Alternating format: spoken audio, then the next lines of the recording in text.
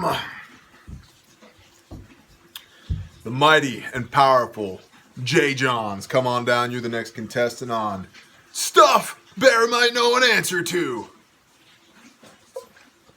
Coffee provided by the lovely and talented Millard and Milady, and my little lady as well. Thank you much.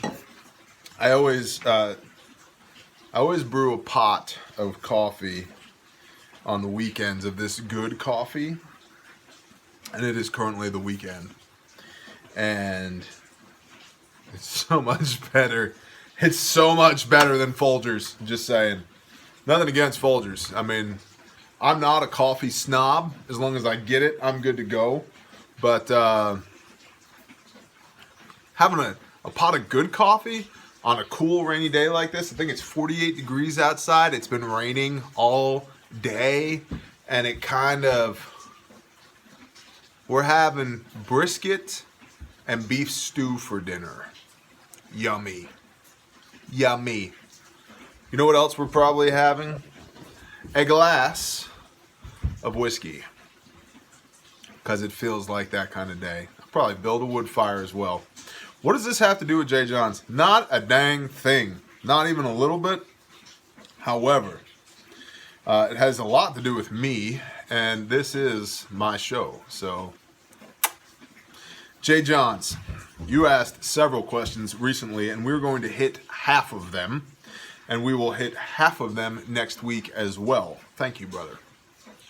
So, first and foremost, you ask a relevant question considering that today it's raining, and it's been raining all day. Testing your kit in bad weather. What's an easy way to test your kit in bad weather?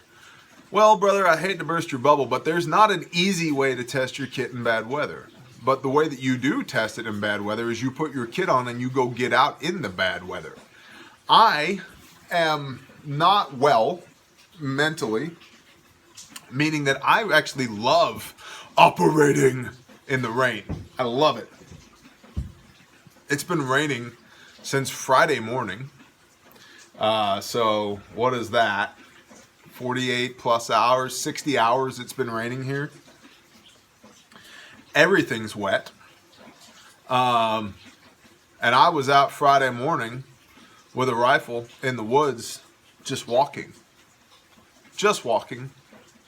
Walking and talking and hunting and stalking. And because I enjoy doing it. Now, I'm not right in the head, which is why I enjoy doing it. But, you know, if it ain't raining, we ain't training, brother. So put your kit on. Here's what's going to happen, man. You're going to get cold. You're going to get wet. It's going to rub on you. You're going to get sore spots on your shoulders and probably around your gut waistline area, right? Your knees are going to hurt. Your quads are going to hurt. Right where the back of your quad meets the bottom of your ass cheek, that's going to hurt. The bottoms of your feet are going to hurt. Your knees are going to hurt, but you'll be alive. You'll be alive. You will be very present state. You will be in the right here, right now. Which is why it's a great idea to do hard things in bad weather. Because if you need to refocus your present state, if your mind is in the clouds or in the dirt, you need to get in the present state right now, the immediate focus. Go do hard things in the rain, brother, or the snow, or the extreme heat, all of which can kill you, so be careful. But an easy way to train, to test your kit in bad weather, there isn't one. But if your kit survives hard testing in bad weather, you're good. And you learn a lot by using your equipment the way it's intended to be used in adverse conditions. I don't want a plate carrier that if I walk around in it, everything's fine. I want a plate carrier that if I run as hard and fast as I can for a mile with this thing and then spend all day crawling through the dirt and the mud and the junk and all the bull crap all over the place, and I've got stuff stuck into it and it weighs twice as much as what it started with and it still works, that's the one I want. Because if and when we ever have to use all this stuff, it's not going to be in the ideal situations. So, ergo, we don't train for ideal situations. We don't test our kit in ideal situations. We test it in the worst possible scenarios. Because if you can start a fire when it's soaking wet outside and your hands are so cold that you can't feel the tips of your fingers, you can start a fire just about any other time, brother. Same thing with your kit. So is there a good way, an easy way to test kit in bad weather? No. But it's not worth testing your kit in any weather other than bad weather, really. Now, familiarity, yeah, we talk about this all the time. Familiarity breeds comfortability. So if you want to just go play with your kit on a nice sunny day, I'm cool with that too. That's better than you sitting around with your hand in your pants. Like, whatever you got to do, man. I'm totally cool with that. But know that in bad weather, there is no good way. The good way to test your kit in bad weather is by understanding that there is no good way, and that is the good way. Because if it survives the S word, it's good. It's good to go. And if it doesn't, pitch it. Not worth having. There is lots of stuff that I used to have that I don't have anymore. Some of it I gave away and some of it I threw out because I didn't want anybody else to have to deal with it. So a good way to test your kit in bad weather, that is testing it. That's the good way, is knowing that it sucks. Next, what changes do I make to my kit based upon the seasons? That's a really good question. The first place my mind goes is bug out bags. You should swap food in your bug out bags every 6 to 9 months. I run a 3-season kit, spring, summer, fall, and then winter. So spring, summer, fall is going to be my wool blanket, and my cotton jersey blanket is my sleep system. And then I have about 1.5 pounds of food per day. Yeah, per day. About 15 pounds because I keep 10 days of rations in my bug out bag. Which is probably going to change now that I don't foresee being 10 days worth of walking away from my home very much anymore. But we'll see. It's in there. And then lightweight clothes. You know, lighter socks, lighter pants, 1 long sleeve, and 1 t-shirt.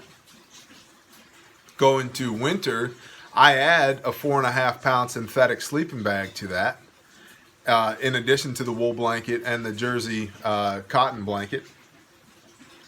I add an intermediate layer like this. Like this is a fleece.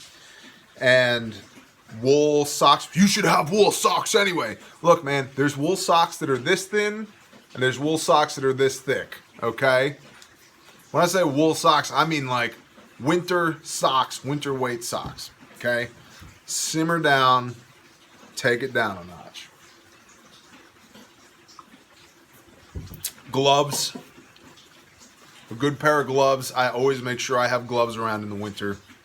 And then my food goes up minimum 2, better to have 2.5 pounds of food per person per day in the winter, because your caloric needs when you're out in it in the winter are much different than in the summer. You don't need as much fuel in the summer. You need a lot more water.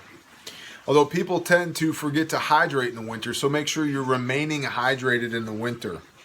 You're going to have slightly different general maintenance medical needs. You know how I feel about chapstick. Have your chapstick around. I never have to go far to find chapstick, right? It's everywhere. good footwear. These are insulated, waterproof, Gore-Tex, Cabela's. They run all the way up to here. They've got thin slate in them. And so they're great boots. Insulated, waterproof, the whole nine. And for winter, yeah, you're going to want that for sure. And I'm assuming that you live in an environment where it gets below freezing. But even then, most of the continental United States, the vast majority, I'm trying to think, other than like deep Southern California and deep Texas, I know that it can freeze in those places, but it's pretty rare. The southern half of Florida doesn't generally freeze there, and when it does, all the orange people get really pissy. But even then, the coldest I've ever felt, was in South Texas, soaking wet, 38 degrees ambient temperature, but the wind was blowing 40, 45 miles an hour. And that's the coldest I've ever felt, was in South Texas. So I always keep like a Gore-Tex layer or a poncho in my kit as well. But especially important to have that in the winter, because if you get wet, you're going to get dead. Make sure that your fire making is through the roof, man. That you're really good at making fire come winter. And then other than that, man, like a toboggan hat versus a ball cap like this, or a sun hat, also known as boonie hat. A watch cap, a knit watch cap. Your shemag or your scarf is good to have for winter ops. Things like that. I don't really lighten my loadout combat-wise for winter. It is what it is. I'm very much so a proponent of, and you guys know this because you guys have been here a long time and you're good to me. You're here on Patreon, not on YouTube. So you guys know, by and large, where I use a plate carrier versus where I use the chest rig. And so if I'm going to be doing a lot of walking, if I'm projected to put a couple 100 miles underfoot, I'm not taking a plate carrier. I'm not doing it. And I would like to have it, but it's just too much weight. It's just too much weight. And especially in the winter, if you're hoofing that weight, now you start sweating, you're going to have issues because you don't want to sweat. Sweat is your enemy in the winter if you're out in it. If you're just going to go get a workout, that's cool because you can come back inside. But if there's no inside to come to, this plate carrier is a problem for more than one reason. A, my mobility sucks. B, I'm going to get sweaty, and that's a major issue. So I'll run a chest rig in the winter, but by and large, I'm running a chest rig anyway. The armor is only for situations where I truly feel in here there will be a conflict. Okay, armor up. If I know I'm putting myself in harm's way, I'm taking armor.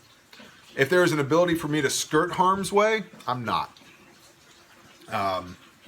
So that's kind of my basic philosophy on that. So changes in kit based on season. It's warm drinks are also great to have in the winter. Not so much in the summer, but in the winter. So make sure you have like hot cocoa, instant coffee, even hot Gatorade, man. It's good stuff. Drink mix, whatever, dude. Having lots of that around, and it's great for morale. And it helps warm your hands up too. If you get your single wall bottle, this is double wall, but if you get your single wall bottle and you heat it up and you're sitting around the fire and you're getting some warmth back into your fingertips and getting some dexterity back, you feel a lot more like a human being. I let my face kit grow a lot in the winter as compared to spring, summer, fall. I like having a beard in the winter, mostly because for some strange reason, beardsicles really turn me on. I'm like really into beardsicles. Man, I guess that's about it. Spring, summer, fall versus winter. I would also make sure going into winter, if you're hoofing it, that you have a good way of processing firewood. That you're not going to try and like make campfire wood with your Mora companion.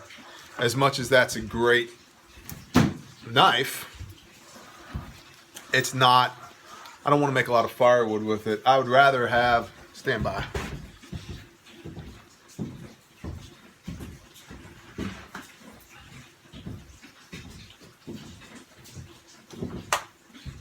I'm going to throw this I'll throw this at the chicken next time. I'd rather have something like this. You guys have seen this before. Ontario Knife Company, RTAC 2. You'll see that? Where's the camera? Over there. This will make some firewood, and I truly don't believe in the zombie apocalypse. But if there ever was a zombie apocalypse, it'd be nice to have. And this is £1.50 pounds. So for what you get. And while we're here, in this pocket, what's this? There we go. Razor knife. Okay. Shavings for starting a fire. Tinder. That is dryer lint and a paper towel that's been greased with cow fat. And if you absolutely have to get a fire going, tinder in a bag, and then the ability to make some real fine shavings. And you take your ferrocerium rod, your magnesium bar, your stormproof matches, your Bic lighter that should be in your pocket anyway.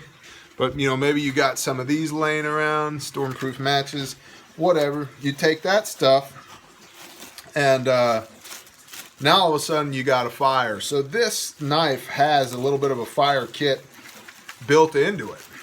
And I like it that way, for obvious reasons.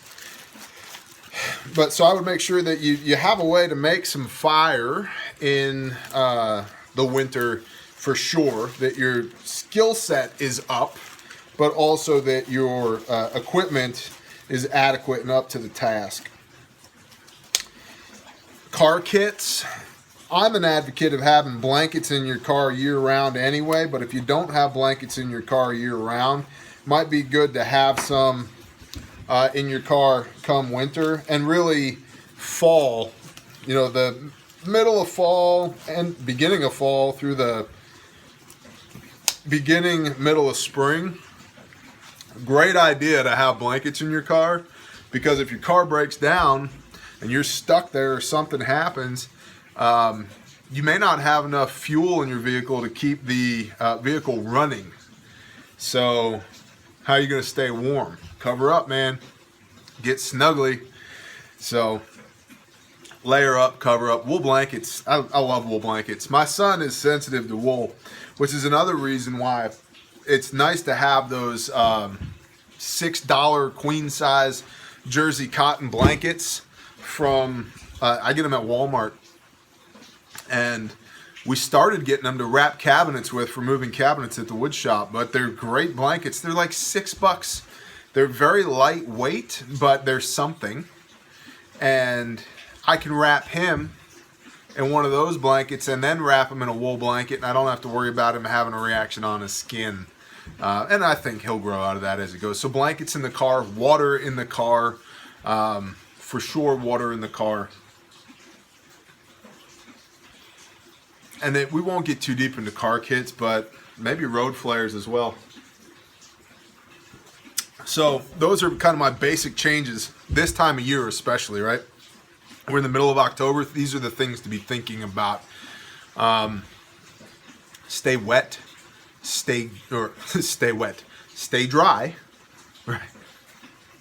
Unless you're testing that kit that we were talking about, in which case go get wet and stay wet. But if you're not, stay dry.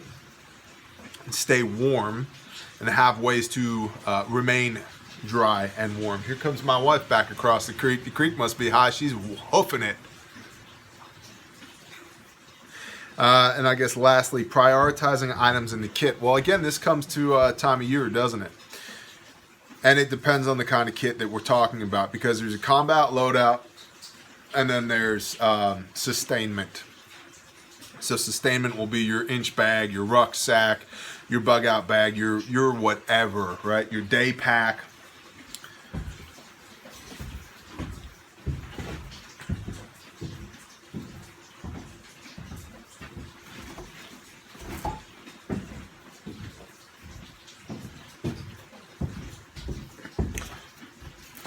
Shazam.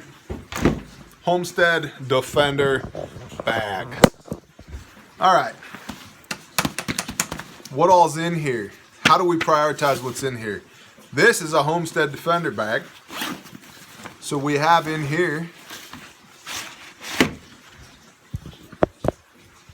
magazines, 1, 2, 3, 4 magazines, 55-gallon drum liners, and some chem lights is what's in the front pocket.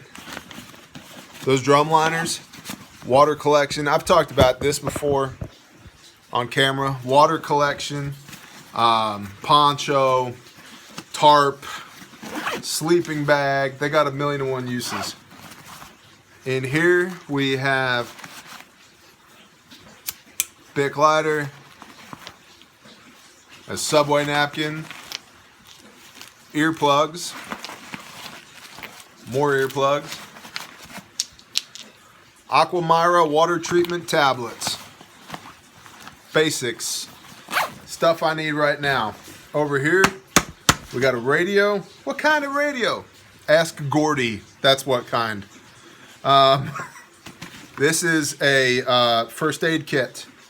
Pretty good first aid kit, actually. And on the side of here is another razor knife. I'm a big fan of having razor knives to keep your main blades in good condition. On this side is another RTAC 2. It's not this RTAC 2. It's this RTAC 2. Looks just like the one I just showed you guys, except it's been much more used. There is a 3-liter hydration bladder in this pack as well. Up top here, this is where your shades would go. This is the 511 Rush 12, by the way. Poncho. Binos.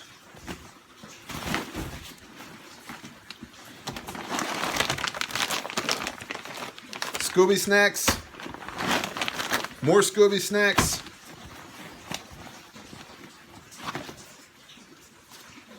Actual fire kit.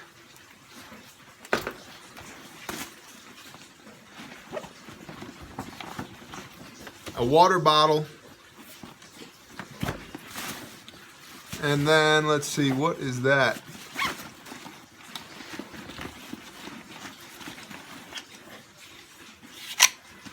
Amora.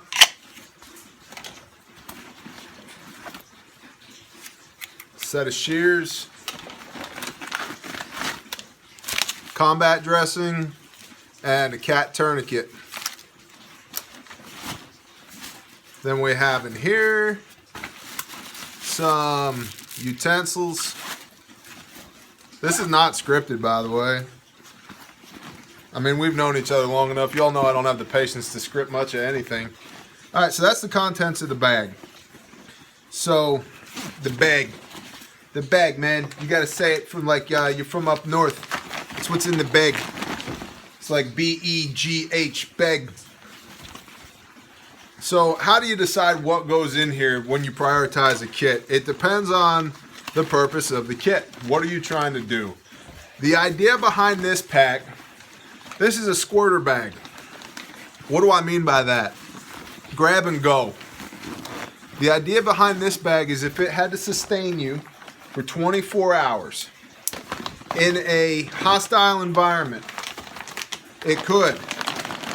And frankly, it could do a pretty dang good job of it. It would do a better job, in my opinion, than all those bags that you click here, buy now from My Survival Seed Company. You can get our 72-hour bag for $389. And it's like a JanSport backpack with a bunch of like Walmart brand Coghlan's fire starter bull crap in it. And there's no real usefulness in a pack like that. Okay? Whereas this weighs, 20 pounds? Get on the floor, man. Alright. Man, we're already going long. 24 minutes. Sorry. Sorry, it's fabulous. It's tremendous. Everybody tells me my bug out bags, they're tremendous. Believe me. Believe me.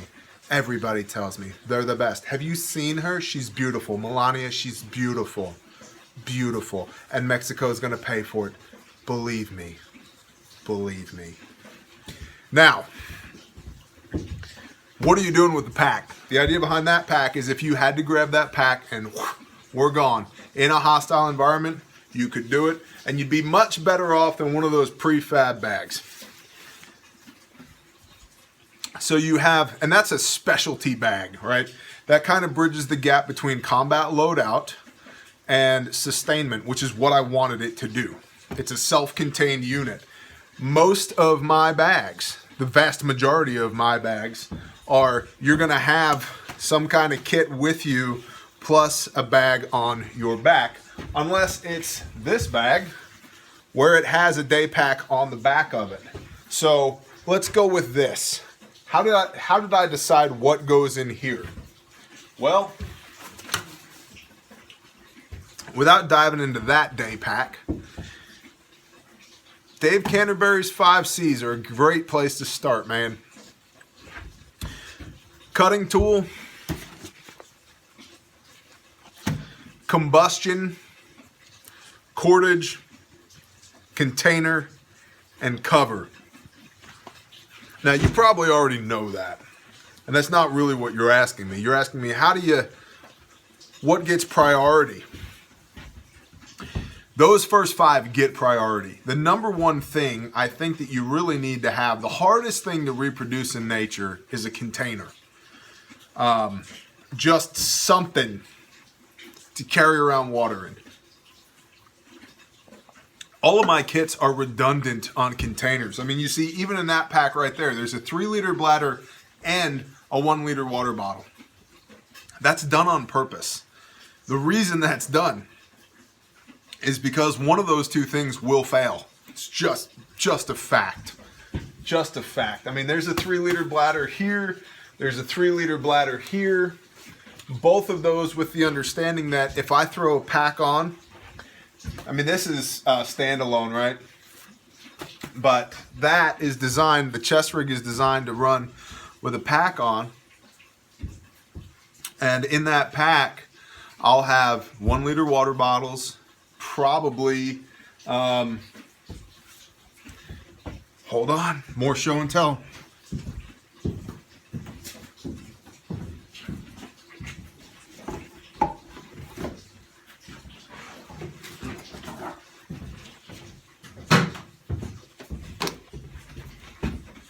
What's this? That is what a battle belt looks like. Like a real one.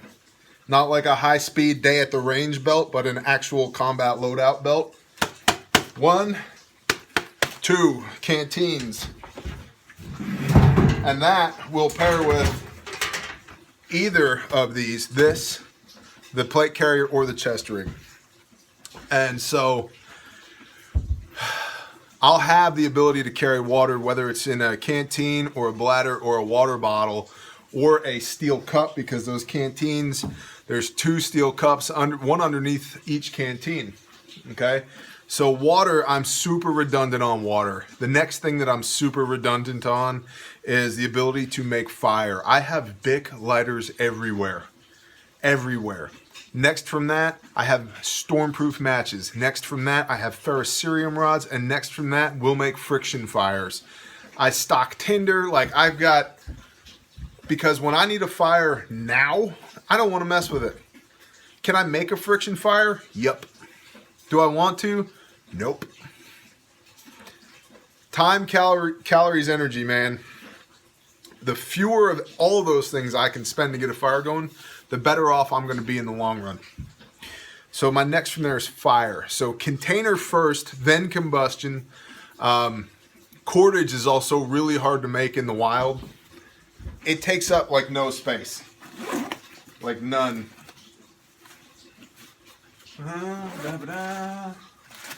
Socks. See? Look, socks. Well, there was cordage in there. I guess I should put some more in. How embarrassing. Aha! There's a monkey fist of paracord, okay? Because it's not easily replicated in the wild. Headlamp. So, and in here I have both another poncho and 55-gallon drum liners for cover. So cordage, for sure, hard to make. Cover, we just talked about. This is in the day pack on the back of the plate carrier. There's a poncho in there, plus 55-gallon drum liners, 2. I, at minimum, have 1, but I really like 2 just because 2 is 1, 1 is none. And then cutting tool, man, I don't leave home without them. How about this? There's one. Right next to a pair of scissors. It's hanging there. And then right next to that is a multi-tool. Come out of there. All right, so there's a multi-tool. And that's just on the chest rig. On the plate carrier, we have this sucker, which, let's see, can y'all see? Will shave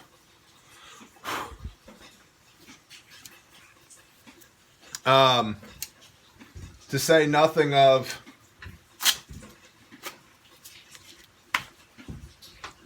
all the other knives that I have stashed on me all the time.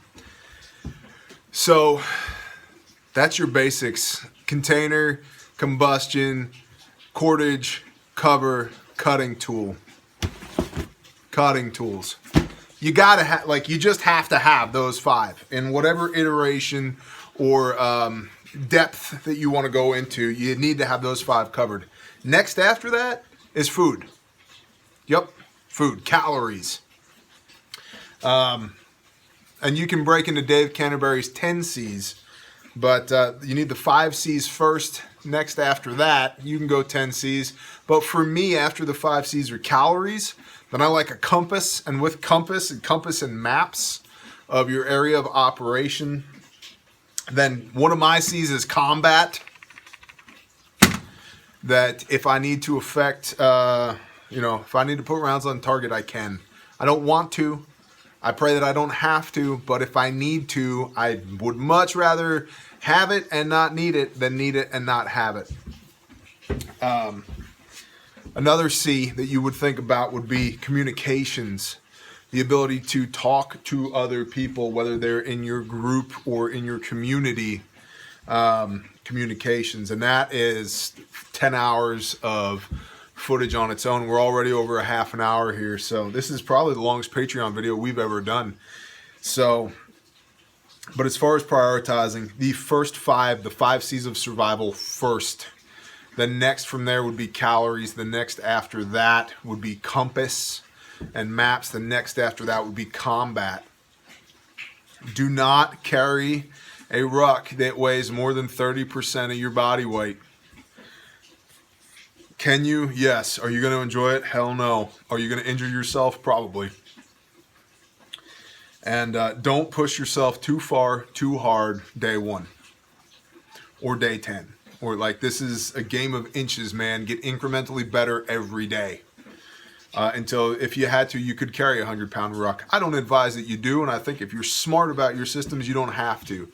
My 200-mile bug-out bag weighs 45 pounds. My 200-mile bug-out bag, my rifle, and my chest rig together weigh 65 pounds to go 200 miles on foot. Most people's systems, their bag, just their bag, weighs more than that. 1C that I am not on board with at all, and this will be the bow that we tie on this conversation. I don't care 1 iota, not 1, about comfort. I mean, actual comfort items. Not interested. Not interested. I have hygiene items. That's not comfort. I have a sleeping kit. That's not comfort. But I see a lot of people carry around stuff that falls in the area of comfort. So if you don't have a legitimate use for something that you're carrying, that's a comfort item. You need to get rid of it. And if you're carrying a bunch of unitaskers, things that only do one job, see if maybe you can carry a multitasker to do that job instead. So I hope that helps. Probably not. Longest ever Patreon video to date. In the bag. Shalom and blessings, y'all. I hope you guys have a wonderful week, and we'll talk soon. If anybody had, as always, if you have anything to add to this conversation, put it down below. And if you have questions you'd like answered, you know where to reach me. We're here on Patreon, so send me a message on Patreon. Email me, November Tango X-Ray Mike Alpha Golf @gmail.com, or just drop them in the comments. I see every one of y'all's comments, and I try to go through and police comments regularly. So if you have a question, you will oftentimes see me underneath it say noted, which means I put it in the show notes. And stay tuned, which means it's coming. It's in production. So shalom, y'all. Thank you guys for being here and being part of the team. You guys are great to us, and I never lose sight of that fact. So it humbles me to be able to do this for y'all. So thank you guys very much. And thank you for this feature-length video for Mr. J. Johns. Shalom, brethren.